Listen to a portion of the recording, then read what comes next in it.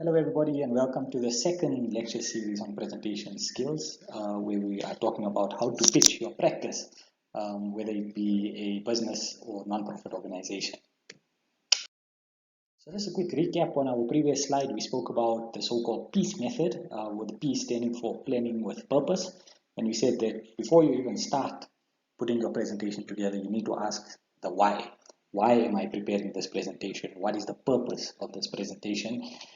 And then center all of your thoughts and stories or anecdotes around that. I is for initiate. We said that spending a separate or scoping out a separate little mini project within your preparation uh, uh, for your presentation centers around getting a very creative and very impactful opening line, which could be a story or paragraph, but something to engage the audience and keep them captivated from the beginning. Um, the E then stands for engagement, where we said that there are a number of methods or tools that you could use to keep your audience engaged throughout the presentation. C stands for convening or reflecting on each point, each story, each anecdote, each slide, etc., to ask whether or not it ties into the main purpose of the main purpose of the presentation, and then ending off with the E, with a call to action. So leaving your audience with something that they need to do. So let's talk about pitching your practice. So all of these skills that we spoke about in preparation for your presentation, I'm positioning it within the context of a non-profit organization that is then typically looking to pitch for a partnership arrangement, for funding, for investment, etc. And these are the bases that you need to have covered in order to make sure that everything your potential partners or investors or donors would like to know about your organization at some level you've addressed, in order to leave them with a good feeling about your organization, where the remaining information is very specific things and you're not in a position where they're asking you about very basic things that you left out in your presentation. So your starting point in putting together a pitch where you are speaking about your organization stems from the human connection that you're going to build with these people. Remember that whether you are an investor or whether you are a donor, the people that you want to invest in or donate to essentially need to be people who share the same values with you, and although it's sometimes overlooked, you need to be likable and people need to like you, and feel like the type of person that they're dealing with, or the type of organization represented by the people that they're dealing with, are people who are amenable, agreeable, and the type of people that they could work with. And so before anything is considered, you need to speak about your team. So who are you as a team? You need to introduce your core members and convince the investors or the donors that these are the right people to grow and run the organization. You need to speak about the experience that your core members have, what sort of educational background, what sort of work experience they have, whether it be within the same industry sector or outside of the industry sector. But in essence, you want to speak about the kind of success that they've had in other roles and the expertise that they bring to the table. Of course, if you don't have a complete team yet, then the key positions that you still need to fill, it's a good idea to discuss them, and make your audience aware that there is a gap in your skill set, but it's something on your agenda, something in your planning that you're going to address.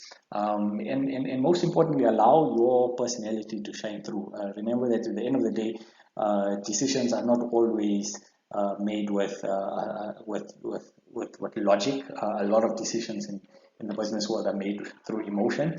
And if the investors or donors have the right feeling towards you, that could sway them in your favor. So don't underestimate the importance of these subtle nuances when pitching your organization. The next step is to communicate the why. So you tell them who you are, you tell them why you have this organization. So what is your vision? What is your mission? And remember that although intuitively you feel that your presentation is something that is going to get you investment.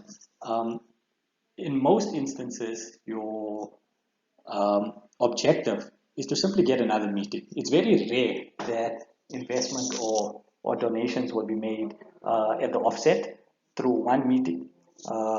And so, of course, you need to be aware that it's a step-by-step process, and so you want to be in a position where you're taking the discussion to the next level. All right. So your objective really is to spark interest, to show alignment of values, and get your investors or donors to a point where they want to hear more about what it is you have to offer. Um, Remember that when you speak about your organization, your introduction must have a single sentence overview. All right, so you want to reduce your organization to a single sentence, and you see this in a lot of very good pitch presentations where in a single sentence you're able to tell the organization, you're able to tell your investors or donors who you are, what you do, and why you do it. And so a good little technique that you can use is try to describe your organization in a tweet using 140 characters or less. And if you can do that, you know, you're well positioned to have the necessary clarity as to who you are. Avoid cliches like "we are the Uber of" or the Netflix of. I think those are very dated descriptions, and you know, personally, if I had to hear that in a presentation, it's a bit of a put off. So avoid cliches like that. And remember that when you speak about your mission and vision, speak about the ambition. You know, the great things that you want to achieve, but show your investors that you're also realistic about the steps and the sort of path it takes to get there. You then speak about the problem. So conceptualize the problem that you as an organization is addressing. And so in order to do this, you need to do a little bit of research and understand the market and understand all of the different stakeholders that experience this problem that you will be solving through your organization. So that's how you need to frame the purpose around the existence of your organization. Frame it around a problem that you solve. Okay, and remember that when you're talking about the problem, you need to have credible data and make sure that your sources are in place. So it's not uncommon to find that many different presentations speak about unemployment rates or the rate of illness or the rate of poverty, and they use these massive or make these massive claims without suitable data, and where the data is quoted, it's not backed up by suitable sources. So make sure you close the loop, and all of the data that you have in your presentation, make sure that the source accompanies the data as well. So when you're talking about the problem, you want to reflect on how others are responding to the problem, but you don't want to go into too much detail because there is a section where you speak about your competitors. The most important thing here is to frame the problem in such a way that shows your donors or your investors that you have a good grasp and you have a relatable grasp on the problem. You've either experienced it firsthand, or you've been involved with people that have experienced it, and it's through this personal understanding of the problem that your organization exists. And of course, you then transition into the solution, and that's where you then introduce a product or service. Again, storytelling becomes a very useful way to describe how this problem has affected people and how your product or service has helped them. Remember that you don't want to then veer off into a state where you're focusing so much on the product or the service that you're not speaking about the problem. So remember that everything you speak about is centering around a problem and solution, dynamic. And so you could use pictures to help you, or flowcharts to help you explain your product or service and how it addresses the problem. But the key point here is that when you speak about your value proposition, what you bring into the table in terms of a solution, it needs to have a direct link to the problem that you spoke about. And so when you're doing this, there's a golden loop or a golden string that sort of flows through your entire presentation, and there's a sense of your audience following a journey which then is a very, very useful technique in delivering, or a useful platform on which to deliver an impactful presentation. So I want to spend a few minutes just talking about the value proposition model that you'll be using within the context of this diagram that was prepared by the International Integrated Reporting Council. And basically what this model allows you to do is understand who the different stakeholders are with regards to your inputs, what your business processes are, what the outputs of your business entail, and how those outputs lead to outcomes, which then affects a different set of stakeholders. Now, when we speak about creating value, the intuitive question should be creating value for who, and that's how we explain in a more detailed manner, with a lot more insight, how our product or service actually contributes to solving a particular problem in the market. Because again, when we speak about a problem, we talk about a problem for who. All right. So if we look at this diagram, it allows us to look at all of the different stakeholders, right, within the context of the different capitals, which we spoke about in a previous lecture around stakeholder engagement. We look at our products or services, which essentially sit here, all right, and how those products or services then affect the market. So who it affects and how it affects them. Okay, so if we use these different elements around the 6 capitals that we spoke about previously to help us understand what sort of resources we need as inputs, what we do with those inputs in terms of creating value, and how that relates to outputs and outcomes. Outcomes, for all intents and purposes, another word for effects.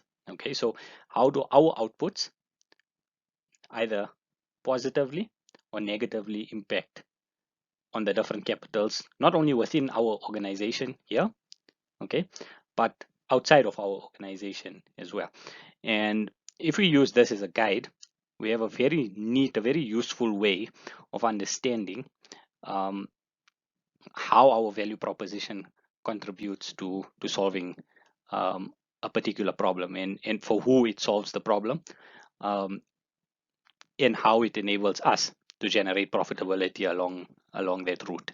A lot of these elements we spoke about as well. So your risks and opportunities. What are the risks that will prevent us from achieving our goals? Our strategic imperatives, in other words, our KPIs, key performance indicators. How will we measure whether we're being successful or not? That relates to performance. And then moving forward, here we speak about our projections. And if we continue with our formula, where do we see ourselves in 1 year, 2 years, or 3 years? So this is a step up in a more advanced sense to understand where you are in your organization, but it also helps you understand your value proposition within the context of your organization. And so with that, I will conclude on the second set of lectures. There's a lot to take in. So I want you to think about all of these different elements.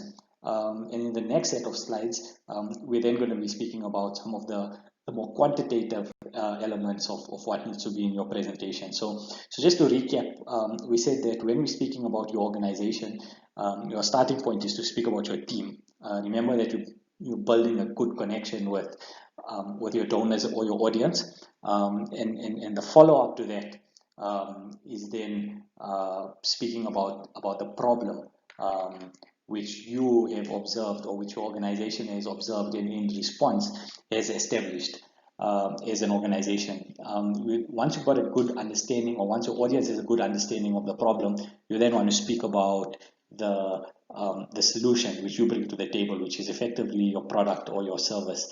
And that's where you want to speak about in a very authentic way how you bring solutions to the table. Our next slide will be speaking about our next set of slides will be speaking about some of the quantitative elements, such as all of the finances, the income statements, the balance sheets, the cash flow forecasts, etc., and how those or how that information will help you complete a good and impactful presentation. So I will see you then.